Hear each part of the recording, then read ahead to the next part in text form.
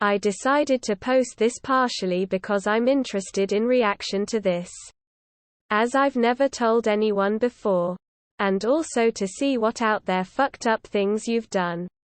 The sort of things that make you question your own sanity, your own worth. Surely I can't be alone. 40,700 comments. 12,900 upvotes. You're all a part of Reddit history right here. Thanks everyone for your contributions.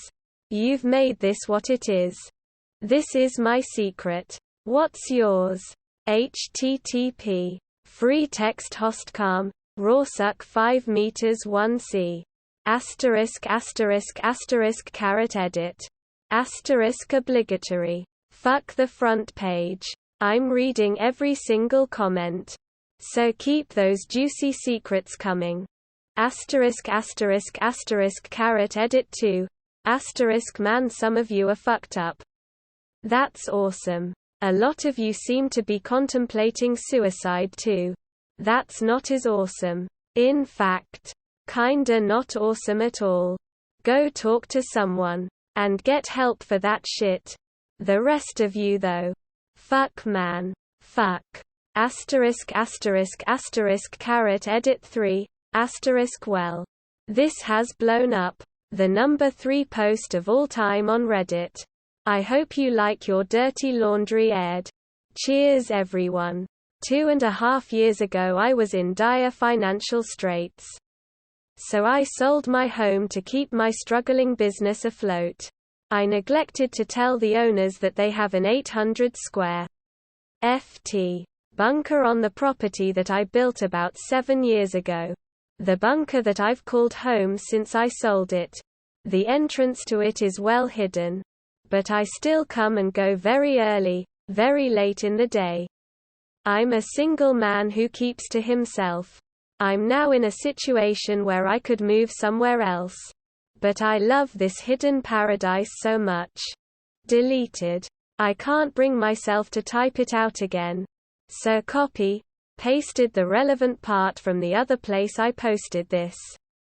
I can't promise coherence. Even after all these years it still cuts deep. And I'm probably going to wind up rambling like I did the first and only other time I talked about it. 10 years ago. When I was 7. My parents worked shift work in the military. Since their schedules didn't match up very well, it wasn't uncommon for them both to be working a 2 p.m. to 2 a.m. shift. As such, I had a babysitter. She was an old friend of my mother's. Wonderful woman. She was the type who seemed to have the compulsion to feed everyone who came through her door. Matronly is the word I'm aiming for, I think. Anyway, she and her husband, along with their adopted daughter, were Christian. I tagged along to church with them a couple times. But it only furthered my atheistic leanings, which had already been in place. In time I politely turned down the offer to accompany them, instead staying home with their adopted son. At the time he was about as old as I am now. We shared similar interests, namely, playing Super Nintendo games and listening to loud music. Since the house was free of anyone to complain about it, we did so with abandon. I honestly don't remember how it started anymore. To the best of my recollection, he asked me to go with him into the bathroom to show me something. I was 7. Naive. And he was a cool guy the first looked up to. Naturally, I followed without question. The first time, he showed me what masturbating was. At the time, of course, it was just how to get your thing hard, but whatever. A few times after that, we'd do that when the others left. Then go back to our gaming. Something always clawed at me. The feeling that something was wrong. He was older than me, though. And he was cool. It must be what the cool kids did. Right? Slowly but surely, though, he escalated things. At first it was mutual masturbation, I still didn't really know what was going on. But I jerked him and he jerked me. It couldn't stop there, of course. And eventually built to him blowing me. After that happened a few times. He wanted me to return the favor. Again. I still didn't really grasp what was going on.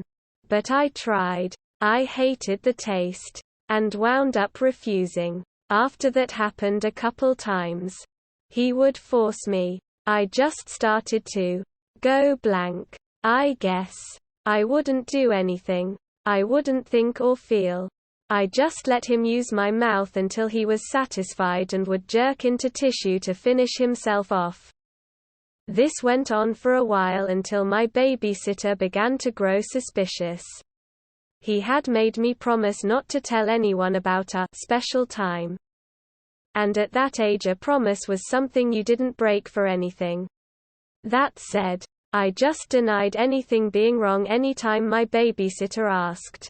Eventually she grew too concerned and, despite knowing nothing for certain, had my mom find an alternative sitter. Since then, he's gone through therapy. He admitted to having issues. Apparently. But never spoke a word of what actually happened. I'm pretty sure it fucked me up good. Honestly. I never really properly appreciated the deep scars sexual abuse leaves on a victim until I looked back on my life with that in mind. I buried it for years and tried to pretend I was normal. But I was definitely different. I was a lot more melancholy. And have had a few streaks of depression. I've never really been too certain of my sexuality. I'm scared to death of sex. Honestly. And I think it's because part of me is afraid that I'll wind up just as abusive as he was. It helped a lot. Opening up to my girlfriend. It doesn't haunt me like it used to. And I don't always feel like such a freak. It's helped strengthen our trust. And she's agreed to take things as slowly as I need to be comfortable. I've since stopped feeling so totally emasculated. As well. And it's almost something of a joke to me now. I know. Rape isn't funny. The thing is though, you've got to be able to joke about it. Even if only to yourself. If you can laugh at something, you can move past it. I can't help but chuckle when I'm arguing with someone and they tell me to suck a dick or something. To that effect. I can laugh at my own pain. So I can move past it. I don't think I'll ever be who I might have been if it hadn't happened. But I'm okay with that. Realistically, I can't even say I'd change it if I could. I'm fit, intelligent, in love and generally happy with my life. It was terrible. Yes. And traumatic. But at least I know this path can lead to happiness. Take the evil you know. Right? Anyway. That's my story. It's long, incoherent, and doesn't really have a proper end. But take it how you will. TL. Doctor. Played Nintendo. Sucked dick. Everything turned out okay. Background. I'm a guy in my late 20s who was taken into care aged 7. Everyone around me already knows that I was brought up by foster families because I had a shit early childhood. I deliberately keep it vague and say stuff like, I'd rather not go into it, so that people will just assume I was abused in some way and they'll stop asking about it. The truth is that for the first 7 years of my life, I was brought up as a girl by my PSHYCO birth mother who really wanted a daughter and didn't let the snag of giving birth to a boy stop her from trying to raise one. She was a pretty successful professional in a legal field. Not entirely sure what. And had me via anonymous sperm donor from a fertility clinic. She found out I was a boy at a late ultrasound and then moved across the country. Gave birth to me at home and continued to move about until I was 5 or so. It was just the two of us all my life. We had contact with other people. Of course. but they rarely got very close. I had lots of friends, but was always supervised. I found out way after that my mother's strong puritanical Christianity was a lie. She used to explain why she was so strict about me being private, and never letting anyone see me get changed or anything. I just accepted all of this as fact. Having never been told anything different, I was sent to a religious school for girls and had a really great childhood. I was a bit of a tomboy, and played with Lego and toy animals, rather than dolls and stuff. But that's not unusual, and no one ever questioned I was a girl, even me. Ik knew about men and women, but had never really seen much of naked people. My mother never ever spoke to me about it, but I kinda had the impression that when I grew up and got boobs and stuff, my dick would kinda fall off or something and I would be a woman.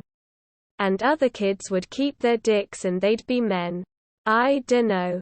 To be honest, I never really thought about it. Anyway, I carried on with my happy girlhood, and had a bunch of friends, and everything was great until I was 7 and a teacher accidentally spilled a cup of hot coffee over me at school. The liquid soaked through my clothes and was scalding me, so the staff immediately stripped me out of my dress and underwear to get the hot coffee away from my skin. And then they found out. The cops were called and I got taken to speak with who I guess would be social services. They asked me a bunch of questions about life at home and stuff. Meanwhile, my mother was taken in for questioning too. She refused to acknowledge me as male and insisted I was her daughter.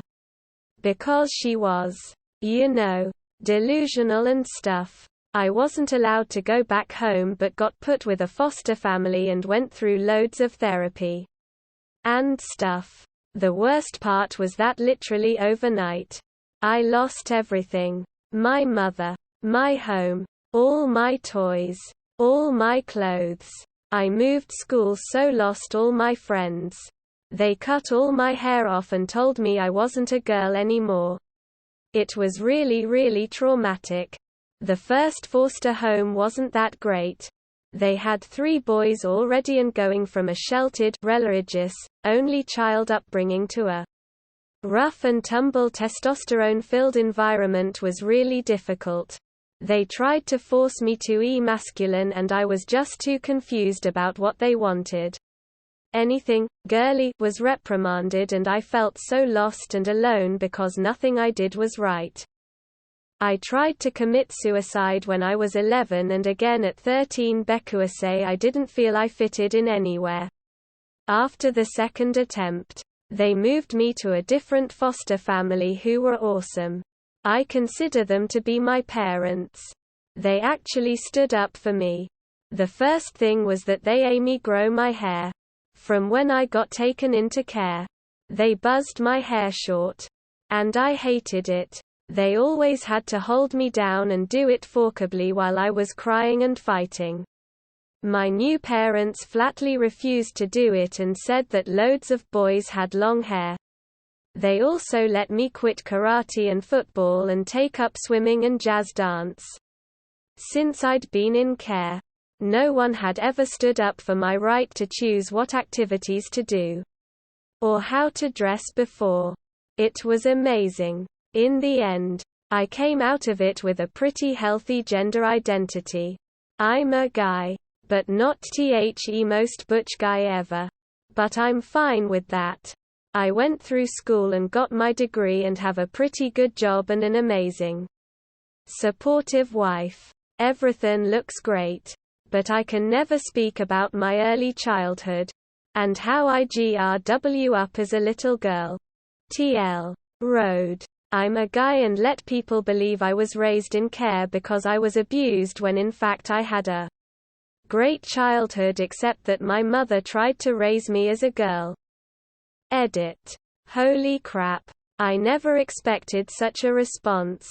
Have finally remembered the password I used for this account and am answering any questions I find.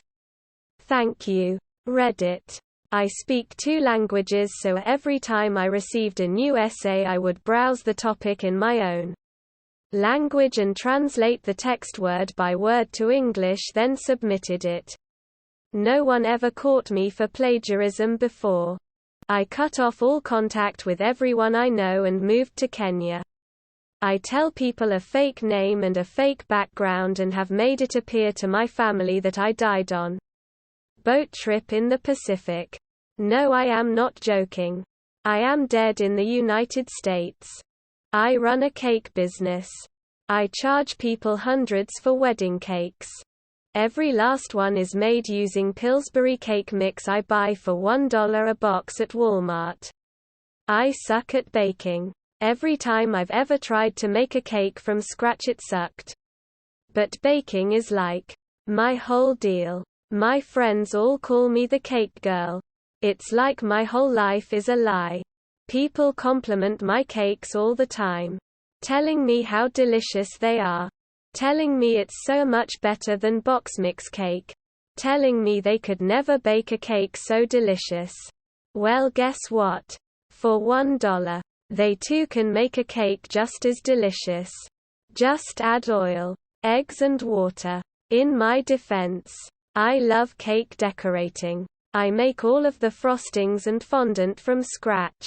I just hate baking fucking cakes. I base my prices mostly on the decoration of the cakes and not of the cake itself, if that makes sense. Still, no one knows about this except my husband. Even my best friends think I fucking slave over the oven mixing and baking these damn cakes. I have been doing this for years. If anyone knew, my business and reputation would be in the toilet for sure. I keep telling myself I have to learn how to make the damn cakes without the box mixes. But I never do it. I feel like such a sham sometimes. Edit. Holy shit, I didn't expect such a response to this. I feel better about it thanks to a lot of these comments. Funny. I started this account as a novelty account and got bored of Googling random cakes to post as comments. Lol. Seemed perfect for this confession. Edit. 2 months later I receive messages almost daily on this account. I am so glad I used a throwaway. I forget to check this account most of the time and rarely see this stuff until weeks later. That said, to answer the main questions, yes, I know I can order cake mix online. But I don't make enough cakes for it to be economical. It's actually more expensive to order online. Honestly, I'm not incredibly worried about people seeing me anymore. If I ran into someone, I would tell them that I was helping my niece with a bake sale or something. I have, since this thread, made some cakes from scratch. I'm still using box mixes for chocolate and vanilla. Oh, and red velvet, because fuck all of that. Let's see what else. Oh right. I've received probably 100 comments saying, the cake is a lie. We get it. It's very clever. But no. I'm sorry. You're not the first, second, third or 20th to say it. Overall, I've learned this is actually pretty normal. And that people from all over the world have a friend who makes cakes and they all think I am their friend. So far no one has pinned me. But you guys had better check your friends' cabinets for Pillsbury mix. Edit. Wednesday, June 17, 2015. Alright kiddos. Here I am. A friend texted me and said my people need me, ha ha ha. I guess there was a thread that got big and mentioned this thread. Here's your update. I actually no longer make cakes. I got a divorce and moved into a much smaller home. At that point I had no place to decorate cakes. I was also really burnt out. It's an incredibly hard art. Very time-consuming and requires a lot of tools and space. About a year later, I moved in with my now boyfriend. We have a pretty big kitchen. I wanted to sell my equipment and tools and the billion giant cake pans I have. But he convinced me not to. He said I should keep it on the back burner for a while and see if I want to do it again later. He didn't know me when I was a decorator. But he saw the photos and told me it would be a shame if I never did it again. I want to share some photos. But it would so easy to trace them back to my old cake blog. Maybe I can find 1 or 2 photos that were never posted there. Edit January 2018. Once in a while these Reddit lore posts pop up and someone mentions my confession and I think to check this account. I'm incredibly tickled to be a part of Reddit lore. I have a sort of hilarious update at this point. About a year and a half ago I was diagnosed with a wheat intolerance. My intestines decided they no longer wanted to digest wheat anymore. Woo! I actually just thought I was dying for a few months. It was really stressful. Anyway, I can't even fucking eat cake anymore. I still have all of my equipment and whatnot. I make a quick cake now and then. But trust me when I say gluten-free cake mixes are better than anything I could make from scratch. Lol. Here's a cute little cake I made for my birthday last year. http://imager.com/6zcwyyd. It's not amazing. But it's not bad considering I rarely make cakes anymore. I still receive so many messages on this account. I'm sorry if I don't reply. But I never check this account. I've got everything in that inbox from people trying to guess who I am, to people giving me recipes, to people begging me for cake photos and one guy who wanted a video of me eating cake flushed. Yikes. Anyhow, I'm getting married. Again, woo, second time is a charm. To a dude I met on Reddit. And our wedding planner asked me to please not try to make my own wedding cake because she has seen it end in stressful disaster so many times. I'm going to take her advice and leave the cake making to someone else. I do know Reddit and I know some of you will call bullshit on this update.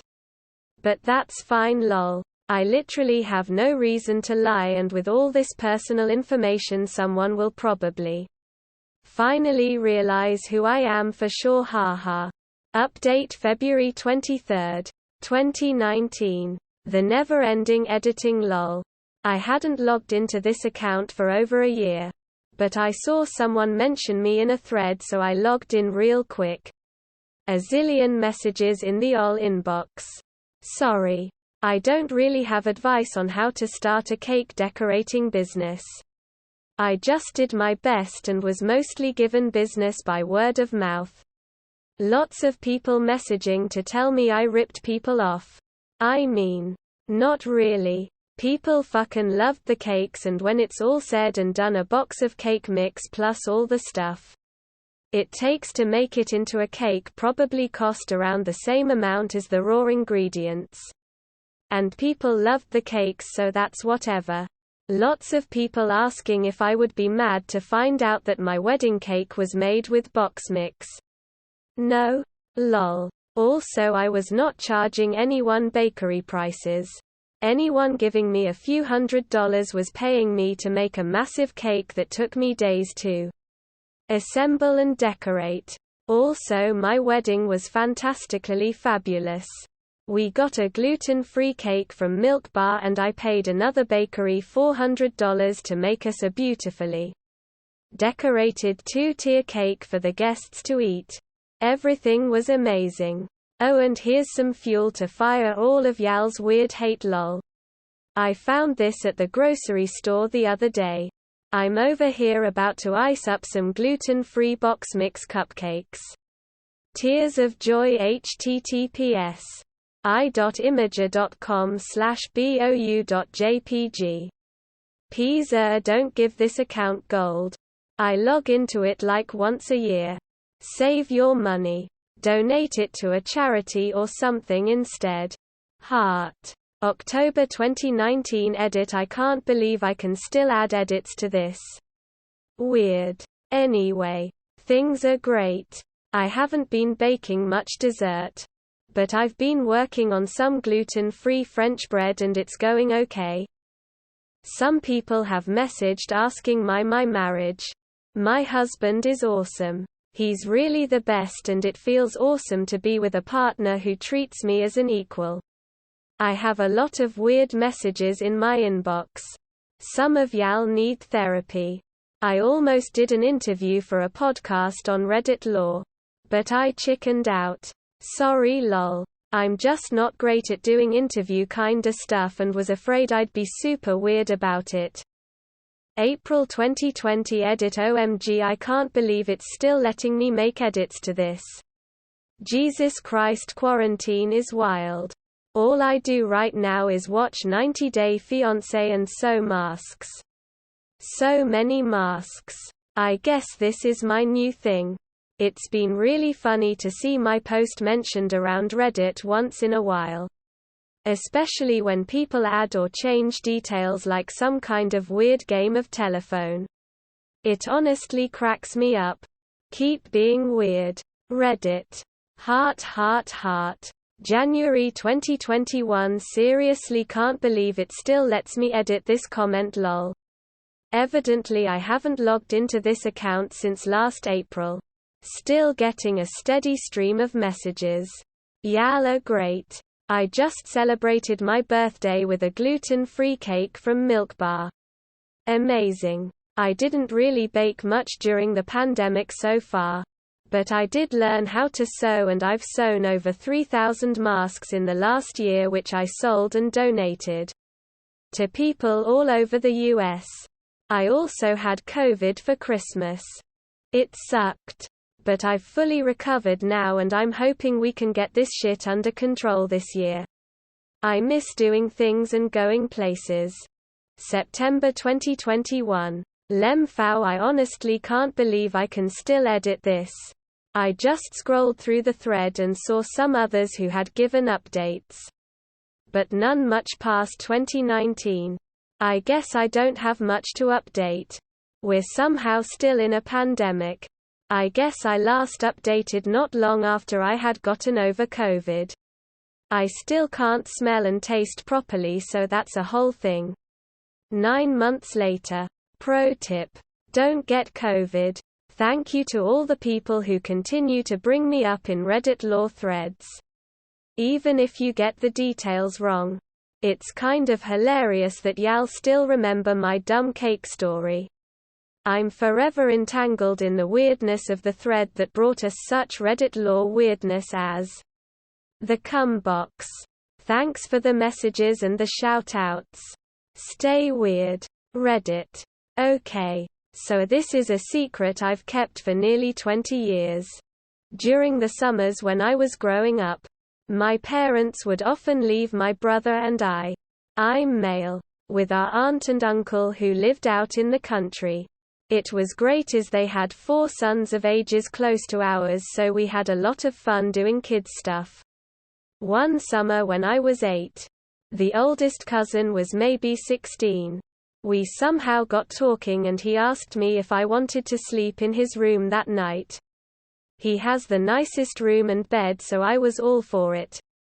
Got into bed and he asked if he could touch my penis. I was 8 and just thought it was okay, so I let him. He rubs it for a bit and then asks me to do the same to him. So I do. This progresses and eventually I'm sucking his cock. I think I knew this was wrong, so I said I didn't want to carry on. We stop and I go to sleep quite confused.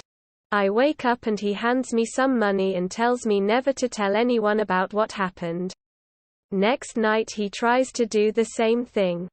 But now all I care about is the money. So I do it. This carried on for 2 summers. Eventually I got old enough to realize it was quite wrong regardless of the money and stopped. I've not told anyone this. He's now married with 2 kids. I'm also married and we see them sometimes at family events. I don't have the balls to even try and talk to him about it. Hell, I'm not even sure what I'd say. I'm sure this will get buried, but just getting it off my chest makes me feel better. TLDR, I was a gay child hooker. When I was 13. During the summer before I started high school. I was molested by a guy who dragged me into an alley. Backed me into a corner so I couldn't escape. And even if I'd tried to, I couldn't have because he was taller and stronger than I was. And pulled my pants down. I tried to draw attention to where I was because I'd gone over to a guy's house with my friend. Because she liked him. And when we went, he just happened to have a friend there to hang out with me while they went off. And did whatever. Anyway, I tried to shout and make as much noise as I could, and the guy goes, "This would be easier if you were laying down," and tried to force me to the ground. Then my friend finally shows up and goes, "OMG, my name, what are you doing?" And the guy obviously doesn't go, "Oh yeah, no, I was trying to rape her, this was my idea." But instead goes, "She was trying to have sex with me, haha," and just walks away. Then my friend doesn't believe me when I tell her he dragged me into the alley because she'd disappeared well before anyone could see him pulling on my arm with both hands and me trying to resist it as much as I could. I never told anyone because I didn't want him to react the same way my friend did. I think about it a lot, and every day I say, maybe this will be the day I finally tell my parents what happened, and then I never do. That was almost 6 years ago. My friend and I no longer speak. But I'd stopped being friends with her maybe 5 or 6 months after that because she told a couple of our other friends that I tried to have sex with a guy I'd known for all of 5 minutes during the summer. I once helped out my female friend's family by taking care of their cat for a week. Every day for a week. I would go over there and snoop around their house. I found my friend's diary and proceeded to read the entire thing. I used this information to get her to like me. And she is currently my wife.